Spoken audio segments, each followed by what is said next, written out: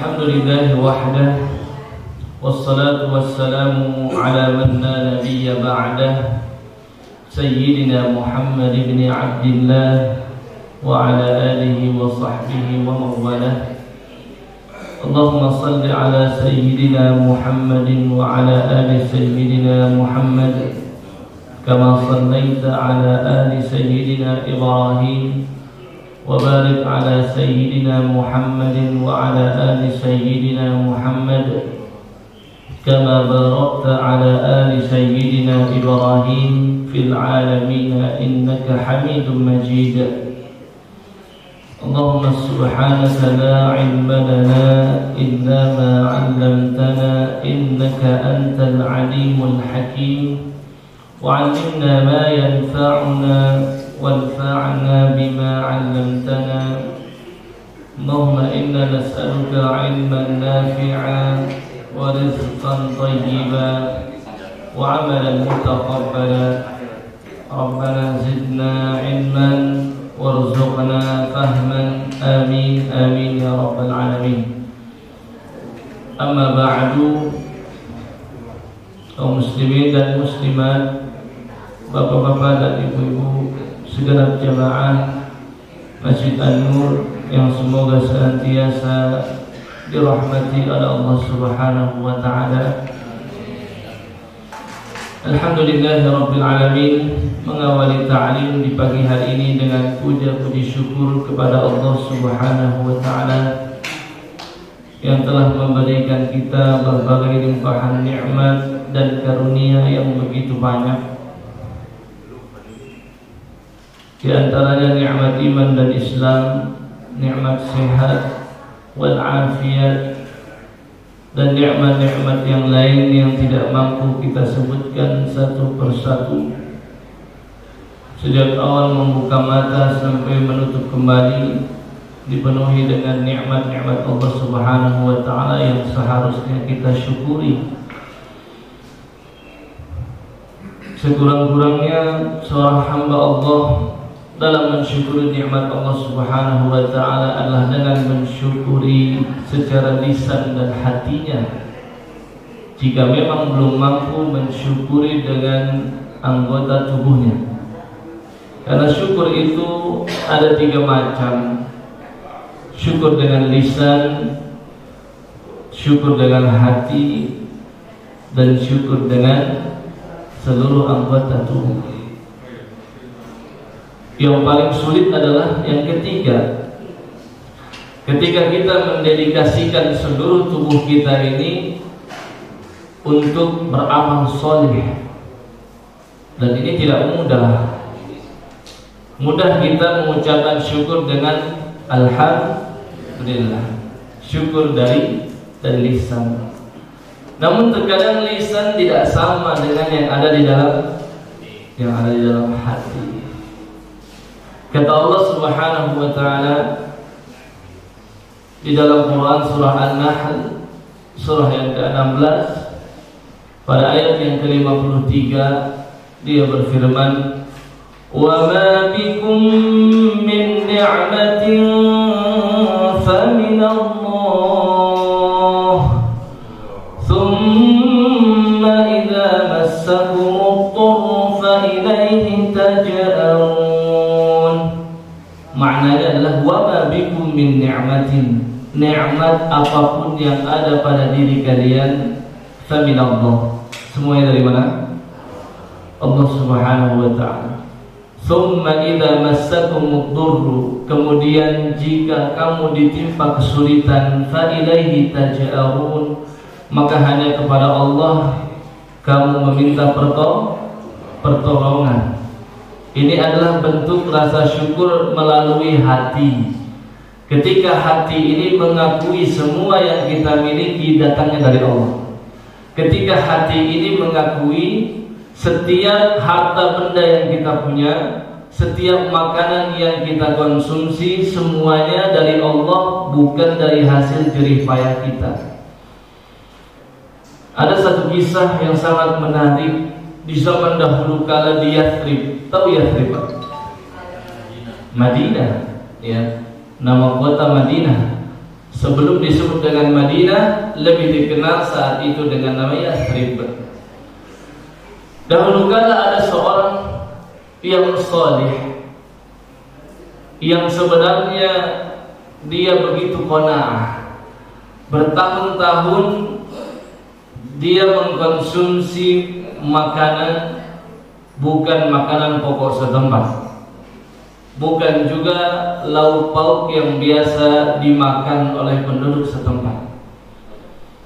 Namun hanya satu saja yang dia mampu beli dan dia makan, yaitu adalah kacang kedelai. Bertahun-tahun dia, istri dan anak-anaknya makan kacang kedelai. Bukan tempe ya. Tempe itu sudah kedelai campur jamur, ditepungin, digoreng, wah. Apalagi kalau dibikin mendoan ya, pakai kecap, wah. Ini ayam mulbit banyak puasa ya. Baru awal subuh sudah banyak godaannya. Yang dia konsumsi adalah kacang kedelai. Ya, bertahun-tahun dia sabar dengan itu. Namun ketika di siang hari dia menyaksikan di pasar banyak orang yang membeli daging, ya, timbul ada rasa sedikit. Kalau seandainya sekali saja saya makan daging, kalau seandainya ini, kalau seandainya saya satu hari saja tidak makan kacang kedelai.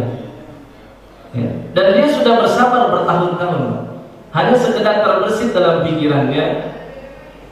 Kemudian hanya sekedar ingin mencoba dan mencicipi makanan lain. Maka akhirnya dia pun pulang berkata kepada istrinya, "Ya habibati, wahai kekasihku." Ya, kalau kita di sini apa? Yang beb ya. Kaifa hayatuna? Bagaimana hidup kita nih gini-gini aja? Ya. Sanawatin bertahun-tahun nakulul ful wal falafil, kita makan kacang-kacangan bertahun-tahun. Ya. Kemudian ketika dia katakan seperti itu, istrinya dari dapur pun datang membawa kacang kedelai. Dia datang ke rumah mengatakan kepada istrinya sedang merebus kacang kedelai. Akhirnya disediakan ya kacang kedelai lagi. Ya. Kemudian dia ya sedikit saja tidak bersyukur, merasa ingin ada taraf kehidupan yang lebih baik.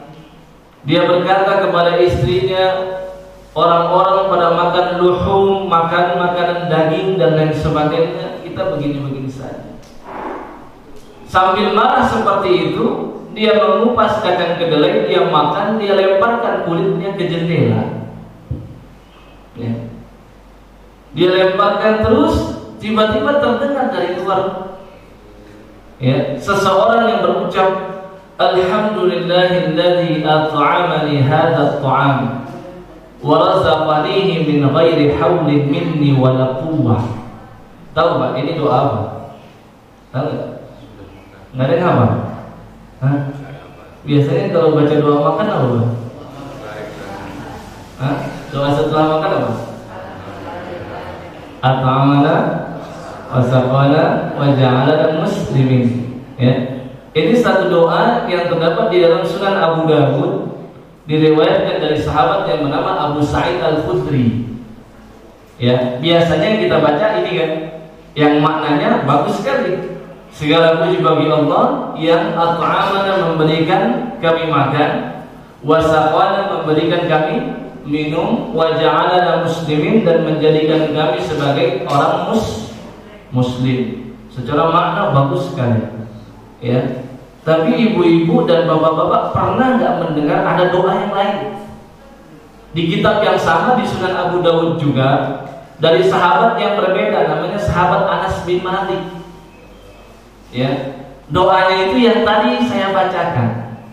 Ya, yang mana Nabi sallallahu alaihi wasallam pernah bersabda, "Man qala," barang siapa yang berucap, ya, setelah makan, alhamdulillah, segala puji bagi Allah, allazi at'amani hadzal ta'am, yang telah memberikanku makanan ini, min ghairi haulin minni wala quwwah, yang mana makanan ini bukan aku dapat dari hasil jerih payahku, namun dari mana? Dari Allah Subhanahu wa ta'ala. Kata Nabi SAW yang membaca itu setelah makan, ghufira lahu ma taqaddama min dzambihi wa ma ta'akhkhar. Semenjak saya tahu hadis itu, Pak, saya hafalkan itu hadis. Kenapa? Ada jaminan pasti dari Nabi, diampuni dosanya yang lampau dan yang akan datang. Ya. Padahal habis makan enak, kenyang. Ya, cuma sekedar membaca doa saja setelah makan. Karena memang banyak sekali hadis-hadis Nabi SAW tentang bacaan dan zikir yang biasanya di waktu-waktu banyak dilupakan oleh orang. Maka biasanya ganjaran itu begitu besar. Karena tahu bahwasannya tidak banyak yang mau mengikutinya. Ya, kayak contoh misalkan menjawab azan, ya kan? Kemudian mengucapkan salawat Nabi SAW, kemudian meminta wasilah, ya Allahumma rabb hadhihi da'wati tammah, dan seterusnya. Nabi pun sampaikan, ghufira lahu ma taqaddama min dzambi, diampuni dosa-dosa yang lampau. Tapi banyak enggak di antara kita yang memperhatikan ini? Tidak banyak. Karena ini biasanya orang banyak lupa dan lalai. Maka sengaja diselipkan satu amalan yang ringan dan mudah, ya, di mana saat itu manusia banyak yang lalai, maka hanya orang-orang tertentu saja yang senantiasa ingat kepada Allah, maka dialah yang beruntung atas hal itu.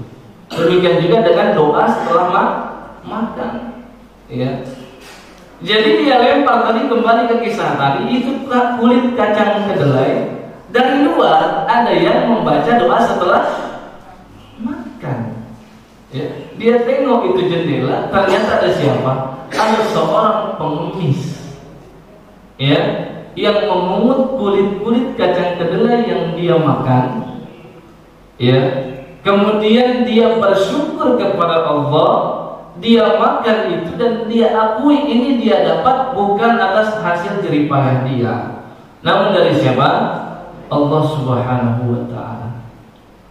Menyaksikan hal itu, ya, menangis dia, Pak. Karena ternyata selama ini rasa syukur dia masih kurang. Ada orang yang cuma mengkonsumsi makanan seperti itu, tapi rasa syukurnya luar biasa kepada Allah Subhanahu wa ta'ala. Bagaimana dengan kita? Ya, kita jangankan satu lauk pauk, satu kepala bisa dua lauknya, bisa tiga. Ya kan?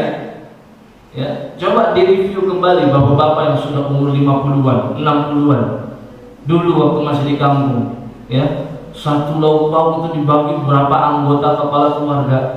Itu rasa syukurnya sudah luar biasa. Kalau dapat besek itu, ya habis pengajian, saya dengar ini dari orang tua saya, ya, dapat telur saja itu dibagi itu berapa orang, masya Allah, ya, rasa syukurnya luar biasa. Tapi kita saat ini dalam satu kepala itu ada rondangnya, ada apa lagi? Ada opornya, ada apa lagi? Ada semurnya, masih saja ngeluh, masih saja mencibir. Kadang masih mengatakan kurang enak ya, enakan yang di sana gitu. Ya. Jadi itulah kenapa di zaman saat ini hilang keberkahan. Karena rasa syukurnya itu sudah berkurang. Ya, melihat hal tadi, maka orang yang tadi setiap hari makan kacang kedelai, dia pun mengatakan, raditu rabbi, raditu rabbi, ya Rabb, saya sudah ridho atas pemberianmu. Malu saya sama pengemis ini makan kulit kacang kedelai, ya, sedangkan saya masih makan kacang kedelainya, jauh lebih baik. Ya. Maka demikianlah kita semua Bapak Ibu sekalian, mari kita tingkatkan rasa syukur kepada Allah Subhanahu wa ta'ala. Rasa syukur dari hati, dari lisan, dan dari seluruh anggota tubuh. Bagaimana seluruh anggota tubuh bersyukur kepada Allah? Yakni adalah dengan cara mendedikasikan seluruh tubuh kita ini untuk beribadah kepada Allah Subhanahu wa ta'ala. Sebagaimana Nabi ya, Nabi itu sudah memenuhi syukur dari lisannya. Ya, kata Aisyah radhiyallahu taala, ibunda kita semua, biasanya Nabi kalau mendapatkan sesuatu yang dia senangi, dia mengucapkan tidak sekedar alhamdulillah, tapi dia tambahkan alhamdulillahilladzi bi ni'matihi tatimmus shalihat. Segala puji bagi Allah yang dengan nikmatnya segala hal-hal yang baik menjadi sempurna. Ya. Kemudian rasa syukur dengan hatinya juga luar biasa. Ya, beliau akui semua yang dia punya dari Allah, maka tidak segan-segan beliau berikan kepada yang lain. Beliau tidak segan-segan menginginkan orang lain merasakan nikmat Allah walaupun itu melalui tangan beliau. Demikian juga rasa syukur beliau dari seluruh anggota tubuhnya. Ketika beliau sholat qiyamul lail, kakinya bengkak-bengkak, ditanya oleh Sayyidah Aisyah, ya Rasulullah, wahai Nabi SAW, engkau melakukan demikian sedangkan dosamu sudah diampuni yang lalu dan yang akan datang. Nabi SAW bersabda, afala akunu abdan syakura. Ya, tidakkah pantas aku menjadi hamba Allah yang bersyukur? Baik Bapak Ibu sekalian yang dimuliakan Allah Subhanahu wa taala, hari ini insyaallah kita akan mengingat ya tentang satu momentum yang sangat penting, momentum tahunan yang mana kehadirannya sangat kita tunggu-tunggu dan kita nantikan. Keberadaannya merupakan limpahan rahmat Allah Subhanahu wa taala. Dan seringkali kepergiannya menyisakan penyesalan dan kesedihan. Ya. Apa itu? Ramadan. Yang tersisa tinggal berapa? Sekarang tanggal berapa? 14 Sya'ban. Ya. Kemudian kalau Sya'ban ini 29 hari, berarti hanya tinggal 15 hari lagi. Kalau 30 hari, berarti masih 16 hari lagi. Tidak singkat. Ya, hanya 2 minggu saja. Ya. Apa yang sudah kita persiapkan untuk menyambut Ramadan? Dan saya rasa Bapak Ibu sekalian di sini adalah para seniornya Ramadan. Ya. Ada nggak di sini yang baru melewati Ramadan 5 kali? Ada nggak? Nggak ada kan? Senior. Ya, 10 kali ada? Rata-rata lebih kan? Paling tidak 30 kali lah. Ya. Paling tidak 40 kali Ramadan sudah kita lalui. Jadi bukan setahun 2 tahun saja, sudah 50 tahun dan sudah 50 kali menghadapi bulan Ramadan. Dan saya rasa tidak sedikit yang sudah 60 kali kayaknya. Ya, yang di luar ya. Sudah 60 kali lebih. Ini para senior-senior yang Ramadan ini, suhuin. Ya. Yang berbicara saja baru berapa kali Ramadan. Ya. Namun bagaimana kita jadikan Ramadan 1442 Hijriah ini? Betul nggak? 1442. Ya. Jangan ragu juga ini. Tahun berapa? 1442 Hijriah. 14 Sya'ban 1442 Hijriah. Bagaimana kita ingin menjadikan Ramadan di tahun ini ya jauh lebih baik di tahun-tahun yang sebelumnya? Banyak di antara kaum muslimin ketika menyongsong Ramadan mungkin dia bergembira, tapi yang ada di kepalanya dan pikirannya kegembiraan itu karena wah, Ramadan itu identik dengan variatif makanan, gitu kan? Wah, buka puasa di Masjid Anwar ada apa ya? Buka puasa ada ya? Insyaallah ya. Saya diundang kan? Insyaallah ya. Atau makanan menu sahur ya. Atau misalkan ya buka bersama ya, bukber ya. Ada juga kan?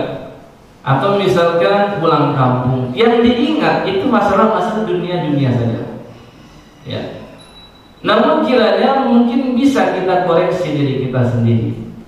Ya. Ketika mendengar Ramadan, apakah harapan kita untuk sampai ke bulan Ramadan itu begitu tinggi? Apakah kita betul-betul menginginkan semoga Allah menyampaikan umur kita kepada bulan Ramadan? Padahal mungkin puasa Senin Kamis saja jarang sekali. Padahal mungkin puasa Ayyamul Bid saja hampir tidak pernah. Kemudian tiba-tiba ingin masuk 1 bulan, itu isinya puasa semua, Pak. 30 hari kan? Ada absennya nggak? Nggak ada, ya. Terus dihadapkan sholat tarawih tiap hari, jenuh nggak tuh kira-kira? Kalau orang yang nggak pernah qiyamul lail, kalau orang yang tidak pernah berpuasa, tiba-tiba masuk di 1 bulan, isinya puasa terus dan isinya tarawih terus, kira-kira jenuh nggak? Ya kalau ngomong sih mudah, Pak. Nggak jenuh nggak? Bahagia gitu.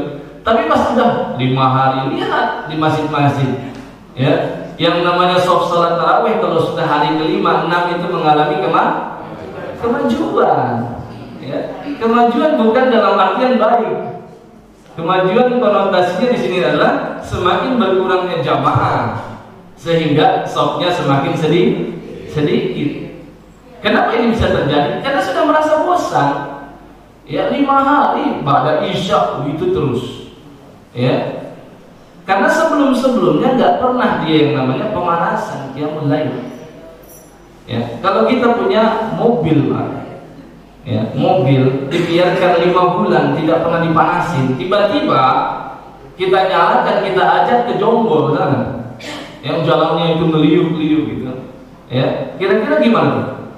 5 bulan, 6 bulan, 7 bulan lah, nggak pernah dipanasin sekalipun. Apa yang terjadi kira-kira? Ya, kaget gitu kan. Begitu juga dengan tubuh manusia. Kalau nggak pernah dibiasakan berpuasa, tidak pernah dibiasakan qiyamul lail, tiba-tiba ya 1 bulan disuruh seperti itu, apa yang terjadi? Kurvanya akan turun, landai terus. Sedangkan kurva keimanan Nabi SAW kalau bulan Ramadan itu bagaimana? Naik terus. Ya, makin berakhirnya Ramadan makin naik, karena tahu keutamaan 10 hari terakhir. Kalau kita, Pak, makin 10 hari terakhir makin turun. Yang dipikirkan itu apa? Ya, pulang kampung. Yang dipikirkan baju lebaran. Yang dipikirkan apa lagi? Kue lebaran. Yang dipikirkan diskon. Ya, mall-mall, promo lebaran. Ya, belum lagi acara televisi itu, bikin gagal fokus itu. Ya kan, 5 hari sebelum Ramadan itu acara lebaran ini udah ada. Kadang saya bingung gitu. Ya, acara konser, ya, nyanyi-nyanyi menyambut lebaran. Apa nih yang menyambut lebaran itu? Itu yang ada itu menyambut ingin berpisah dengan Ramadan. Senang banget itu sepertinya. Dan Nabi SAW harus membaca ini, harus membaca itu. Sepanjang pembacaan saya tidak ada. Apalagi sampai didetailkan sholat ini, rakaat pertama baca surat Al-Kafirun, rakaat kedua baca surat ini, itu nggak saya temukan. Nggak tahu kalau ustadz lain ya. Tapi sepanjang pembacaan saya dan pemahaman saya, nisfu Syaban itu punya kemuliaan. Di antara kemuliaannya yang disebutkan dalam riwayat Ibnu Majah, Nabi SAW itu bersabda, Allah Subhanahu wa taala itu yattali' itu muncul di malam nisfu Sya'ban.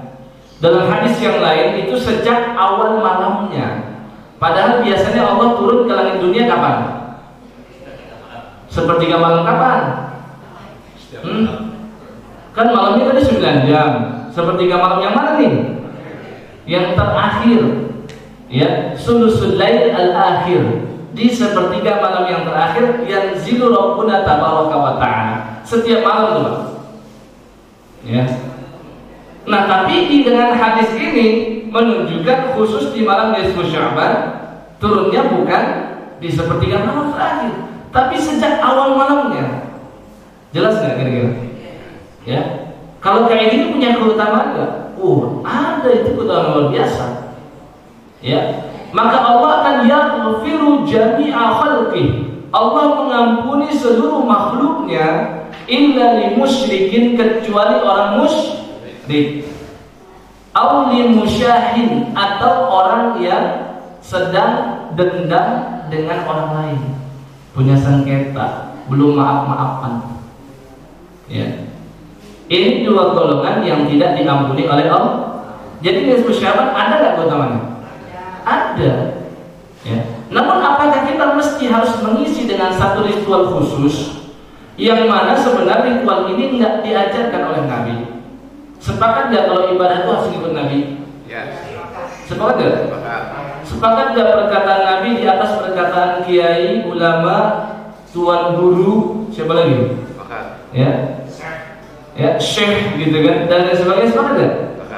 Ya. Dan ternyata memang tidak ada, Pak, ritual khusus dari Nabi.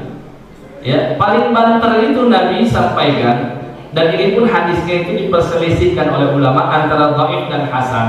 Namun sepanjang pembacaan saya lebih condong kebanyakan yang mendhaifkan. Walaupun tidak semua hadis dhaif itu ditolak, Pak. Ya, jelas kan ini?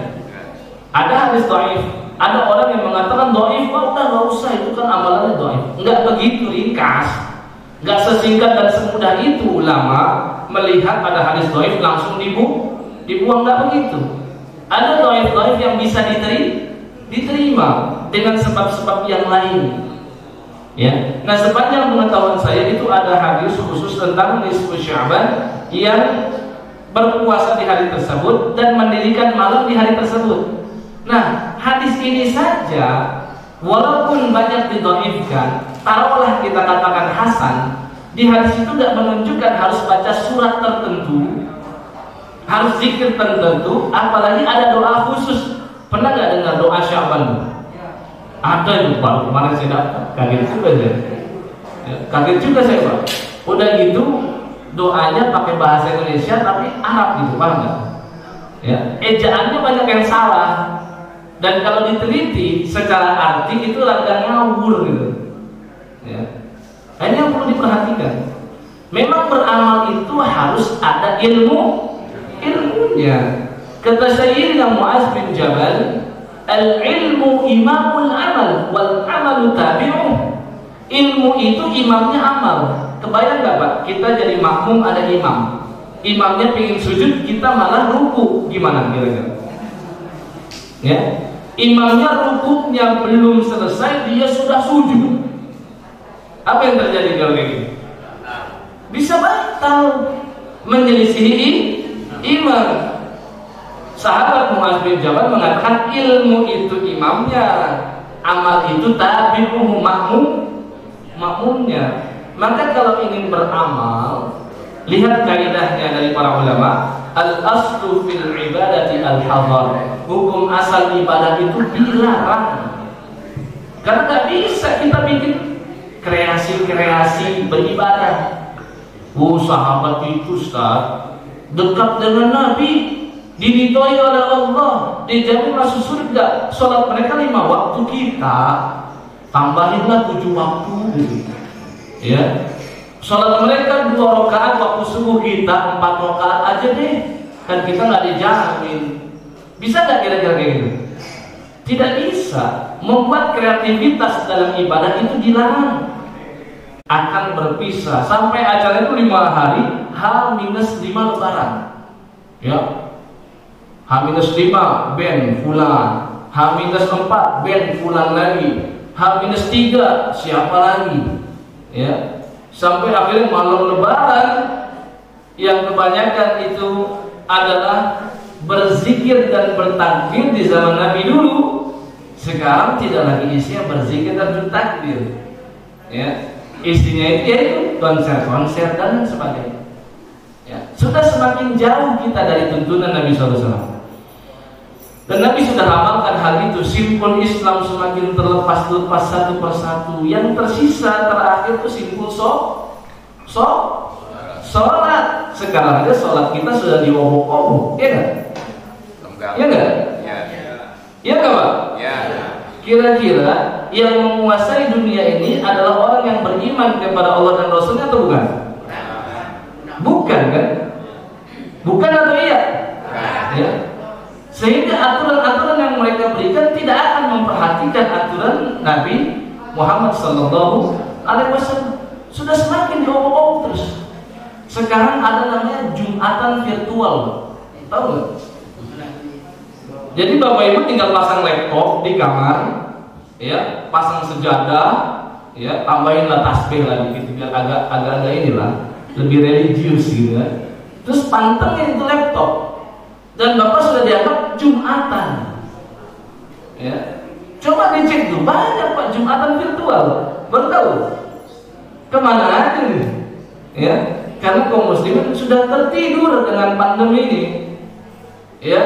Kita tertidur, nggak ada lagi yang ke masjid, ya, kegiatan masjid hilang, pengajian itu dijauhkan. Sementara kita sedang tertidur, musuh-musuh Islam sedang bergerak terus. Ya, terkejut saya. Ada satu pertanyaan dari jamaah, Ustaz, apa hubungan Jumatan virtual? Ya, saya cek di Google, wah banyak ternyata. Dan jumlahnya jauh lebih baik daripada Masjid An-Nur, Pak. Saya cek itu sampai 200-an orang. Masjid An-Nur kalau social distancing enggak ada ya kita ya. Kalau Jumatan berapa orang gitu? Ya, 100 ada? Ada ya, lebih 200 ada? Lebih juga ya, alhamdulillah. Ya, ini 200 orang ikut Jumatan virtual. Terus softnya kayak gimana ya? Terus imamnya itu di depan atau di belakang kira-kira? Ya. Dan khotibnya itu profesor doktor, Pak. Ya, profesor doktor. Di zaman sekarang tuh profesor doktor tuh kadang aneh-aneh, ya Pak? Keblinger tuh. Ada seorang profesor doktor, ya, yang dahulu itu menyindir tentang rapatnya soft dulu ya sebelum pandemi ya. Ya. Kemudian ketika dikatakan rapatnya soft itu adalah sunnah Nabi Shallallahu Alaihi Wasallam dan para sahabatnya, kemudian dia katakan kalau memang renggang soft itu menghadirkan jin, ya, dan setan, kan kata Nabi itu jinnya itu sebesar anak domba, ya, itu Nabi yang sampaikan, ya, karena Nabi itu melihat yang gaib yang kita tidak tahu, ya. Kemudian ketika sudah dikatakan demikian, kata dia, ya alhamdulillah kalau setan sama jin mau ikut sholat. Pernah dengar gak? Profesor doktor loh. Ya. Pertanyaan saya gini Pak, seandainya di zaman Nabi dulu ya, Nabi masuk ke jamaah, sawu sufufakum, rapatkan saf kalian sahabatku, ya. Terus ada yang tutup, ya Nabi nggak apa-apa jin sama setan ikutan, alhamdulillah. Kira-kira Umar kayak gimana Pak? Ya. Kira-kira nih Umar yang begitu keras ya, itu kalau dengar ada sahabat yang berani ngomong kayak gitu, dia ngapain dia? Ya. Dia akan mengatakan da'ni adribu hadzal munafiq. Ya, dia akan mengatakan, ya Rasul, izinkan saya untuk memenggal leher munafik ini. Sebagaimana dulu Umar pernah mengatakan demikian. Ya. Jadi agama sekarang itu jadi main-mainan. Ya. Dan yang mempermainkan bukan orang awam, ya, profesor doktor, ya. Tadi mungkin dikatakan keblinger dan lain sebagainya. Wallahu a'lam. Ya. Nah sekarang tidak terasa, hanya 16 atau 15 hari lagi kita menyambut Ramadan. Persiapan kita sudah apa? Saya lihat kayaknya ada yang baru hadir ke masjid ini. Iya? Ada kan? Ada kan? Ada. Ya, tiba-tiba hadir tinggal 14 hari Ramadan. Alhamdulillah sih, lebih baik terlambat daripada tidak sama sekali. Sudah lama Pak masjid itu dibuka. Sudah lama protokol itu semakin dilonggarkan. Sudah lama para stakeholder kita menganjurkan ayo tetap ke masjid dengan tetap menjaga protokol kesehatan. Artinya sudah banyak seruan-seruan itu. Kok baru sekarang? Terlambat kita. Ya, Ramadan sebentar lagi. Yang bisa kita lakukan saat ini yang tersisa di bulan Sya'ban ini adalah yang pertama menghadirkan niat yang ikhlas ingin berjumpa dengan Ramadan. Banyak di antara kita secara lisan mengatakan mudah, ya saya ingin ketemu Ramadan, saya ingin ketemu Ramadan, tapi hatinya tidak demikian. Ya, belum menghadirkan niat yang ikhlas. Karena keikhlasan niat kita ingin berjumpa dengan Ramadan, maka itulah yang akan menjadikan Allah mengabulkan harapan dan niat kita. Karena Allah adalah Zat yang Maha mengabulkan segala harapan. Ada satu kisah menarik tentang niat yang ikhlas, dan itu dikabulkan oleh Allah Subhanahu wa taala. Kisah dalam sebuah peperangan, ya, Nabi sallallahu alaihi wasallam ketika di tengah peperangan, ya, memberikan harta ghanimah, harta rampasan perang kepada salah seorang sahabatnya. Ketika diberikan, ternyata dia enggak mau. Dia mengatakan, "Ya Rasulullah, mattaba'tuka 'ala hadza." Dengarkan baik-baik ya Nabi, saya ikut perang, ikut di medan jihad dengan engkau, berada di barisan pasukan engkau, bukan demi harta ini, bukan demi dunia ini. Walakinni taba'tuka 'ala an urma ila hauna. Kata dia dengan tegas dan lugas, tapi saya ingin ke medan jihad agar saya, ya, didesakkan anak panah oleh musuh saya, kemudian tertancap leher saya di sini, fa'amuta, kemudian aku pun mati syahid, fa'adkhulal jannah, aku pun masuk ke dalam surga ya Allah. Dengan penuh kepercayaan diri mengatakan begitu. Ya, biasanya, ya, kalau orang mengatakan kita tidak tahu apa yang ada di dalam isi hati seseorang, ya, belah dadaku kata orang, tapi kita bisa melihat dari ucapan yang dia ungkapkan. Ada kan indikasinya kan? Ini kelihatan nih jujur orang ngomong.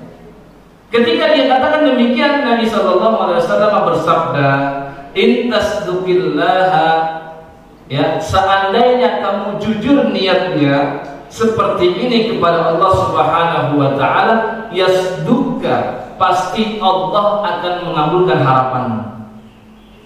Ya, perhatikan niat yang tulus, betul-betul dia ingin mati syahid. Peperangan berlanjut. Setelah berakhir perang, Nabi SAW mengabsen sahabatnya satu persatu, sampai melewati seonggok mayat yang sudah terbujur kaku dalam kondisi di lehernya ada anak panah. Ya. Kemudian Nabi bertanya kepada para sahabat, "Huwa, ini orang yang tadi ngomong bukan?" Kata Nabi SAW, "Qalu bala ya Rasulullah." Para sahabat berkata, "Iya ya Rasul, itu orangnya." Apa kata Nabi SAW? "Shadaqallaha fasadaqah."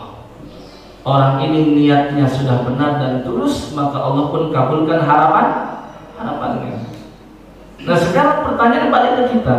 Kalau kita niatnya sudah tulus, ingin mendapatkan Ramadan dengan keutamaannya, maka insya Allah akan sampaikan umur kita sampai bulan Ramadan.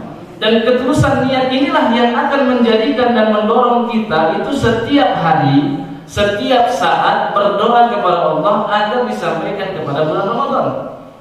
Ya, ada satu doa yang diajarkan oleh para sahabat, ya, yang diriwayatkan oleh tabi'in yang bernama Yahya bin Abi Katsir, terdapat di dalam kitab Lataiful Ma'arif karangan Ibnu Rajab Al-Hambali. Ya, kata Yahya, para sahabat Nabi sejak 6 bulan sebelum Ramadan itu sudah memanjatkan doa ini. Ramadan, sebelum Ramadan apa? Sya'ban, sebelum Sya'ban apa? Rajab, sebelum Rajab apa? Jumadah Tsaniyah. Kemudian sebelum itu Jumadal, bukan Jumadi ya, Jumadal. Enggak ada bahasa itu Jumadi, ya. Itu tulisan Indonesia di kalender kita. Jumadal Ula, kemudian Rabiul Tsani, kemudian Rabiul. Berarti tarik 6 bulan ke belakang sebelum Ramadan, para sahabat sejak bulan Rabiul Awal itu sudah memanjatkan doa. Bunyi doanya kayak begini, Allahumma sallimna ila Ramadan wa sallim lana Ramadan wa tasallamhu minna mutaqabbala. Ada yang hafal enggak? Ya. Ternyata kerinduan kita kepada Ramadan jauh di bawah para sahabat Nabi. Sejak 6 bulan sebelum Ramadan, sejak Rabiul Awal, mereka berdoa, "Ya Allah, Allahumma sallimna ila Ramadan." Sampaikan diri kami ini ke bulan Ramadan. Wa sallim lana Ramadan, dan sampaikanlah Ramadan kepada kami. Wa tasallamhu minna mutaqabbala, dan terimalah segala amal soleh yang kami lakukan di bulan Ramadan. Itu biasa dibacakan oleh para sahabat. Kenapa? Niat mereka begitu ikhlas dan terus ingin dapat Ramadan, maka niat yang tulus ini mendorong mereka untuk senantiasa berdoa. Sehingga ketika berjumpa dengan Ramadan, mereka betul-betul dalam kondisi gembira dan happy. Dan setiap hamba Allah yang bergembira atas rahmat dan karunia-Nya, maka setiap kali itu akan mendapatkan pahala dari Allah Subhanahu wa taala. Ya, jadi kegembiraan atas rahmat dan karunia Allah itu menjadikan seseorang mendapatkan kemuliaan di sisi Allah. Kata Allah Subhanahu wa taala dalam Quran surah Yunus surah yang ke-10 ayat 58, "Qul bi fadlillahi wa bi rahmatihi fabidzalika falyafrahu huwa khairum mimma yajma'un." Katakanlah wahai Muhammad, bi fadlillah, dengan karunia Allah, wa rahmatihi, dan dengan rahmatnya, fabidzalika falyafrahu, dengan itulah hendaklah mereka bergembira karena tahu banyak karunia Allah di bulan Ramadan. Kegembiraan ini akan menjadikan kita mendapatkan pahala dari Allah. Baru gembira saja sudah dapat pahala, gimana dengan kita maksimalkan momentum Ramadan dengan banyak amal saleh. Ya. Yang kedua yang bisa kita lakukan, menyadari betul betapa berharganya bulan Ramadan ini. Banyak di antara kita yang tidak sadar kemuliaan bulan ini. Banyak di antara kita yang terbiasa bermaksiat, masuk bulan Ramadan, ya nggak ada pengaruhnya, biasa-biasa aja. Banyak di antara kita yang kalau beramal itu beramal yang minimalis. Ya, tahu apa amal minimalis itu? Paket hemat. Ya, sholat 5 waktu udah pulang. Ya, minimalis banget deh pokoknya. Ya, yang wajib-wajib itu pun kalau dia kerjakan agak sedikit berat, ya, dan ketika dikerjakan paling tidak menurut dia menggugurkan kewajiban. Ya, ini paket hemat dalam beramal. Nah, kenapa bisa seperti ini sampai bulan Ramadan? Karena dia tidak sadar betapa berharganya bulan Ramadan kalau dibandingkan dengan bulan-bulan yang lain. Kata Nabi SAW, "Idza kana awwal lailatin min syahr Ramadan." Ya, hadis Abu Hurairah dalam riwayat Imam Tirmizi, jika sudah masuk malam pertama, Pak. Malam pertama biasa paling diingat kan? Ingat?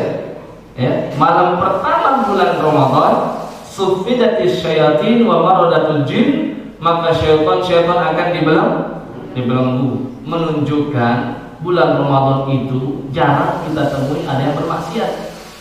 Coba lihat ya, persenan antara kemaksiatan di bulan Ramadan dengan di luar Ramadan. Lebih tinggi mana? Di luar Ramadan. Ya. Ini satu.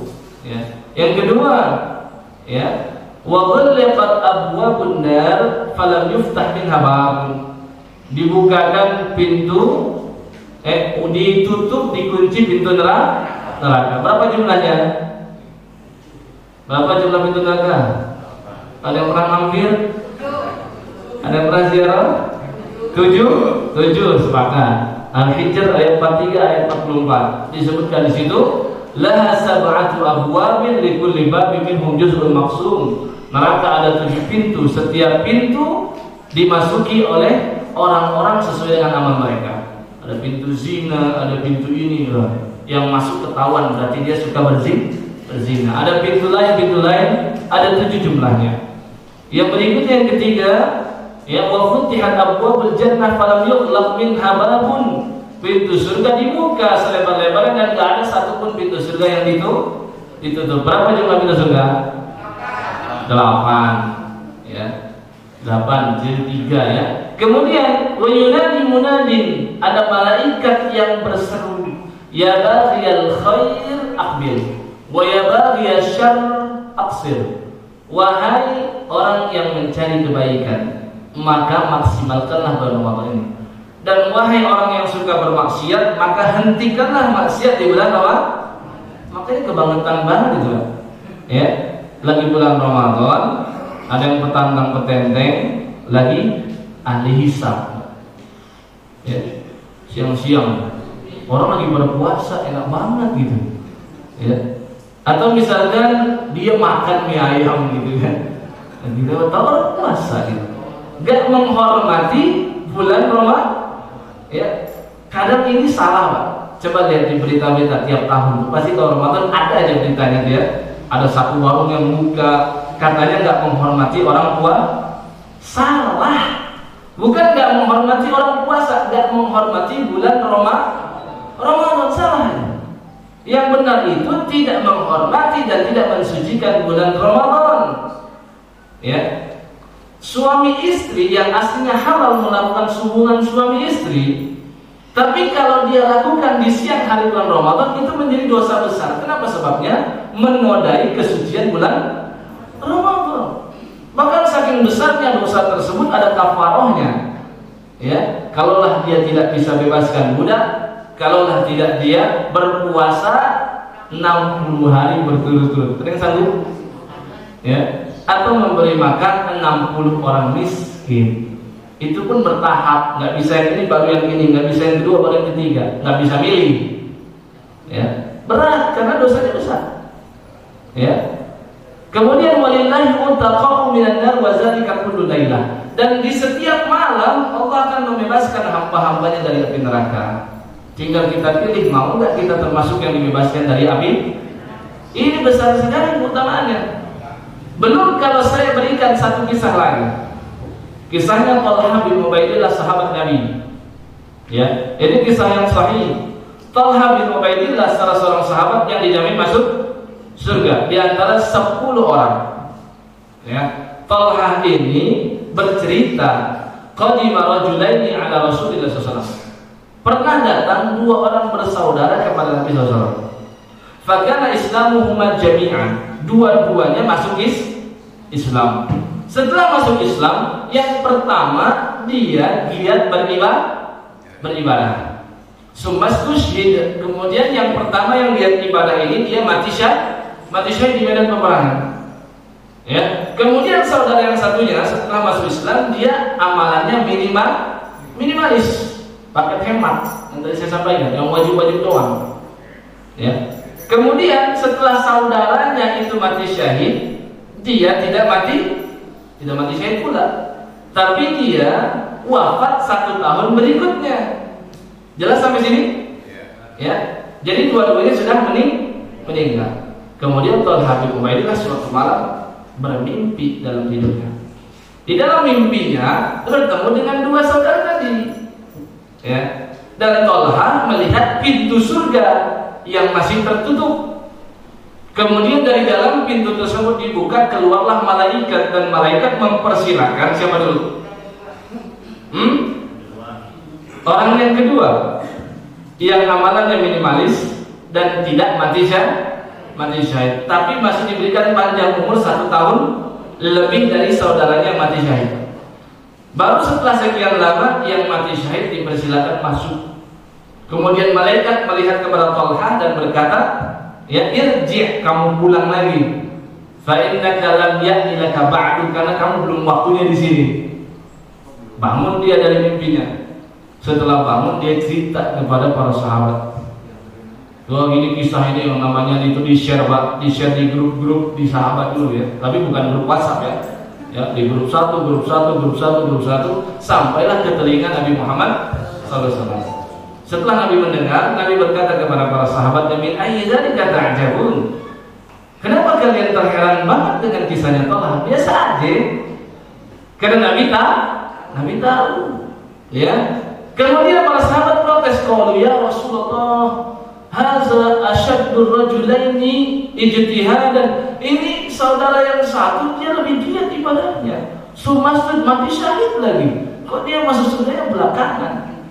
Nabi SAW bersabda, "Alaisa qad makasa hadza ba'dahu sanah." Ya, coba kalian ingat lagi, bukankah yang tadi amalan yang biasa-biasa saja dan tidak mati syahid, dia masih diberikan kehidupan 1 tahun setelahnya.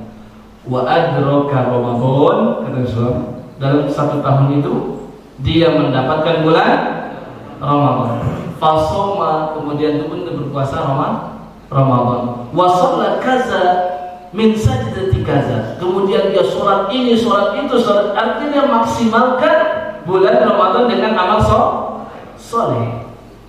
Ya.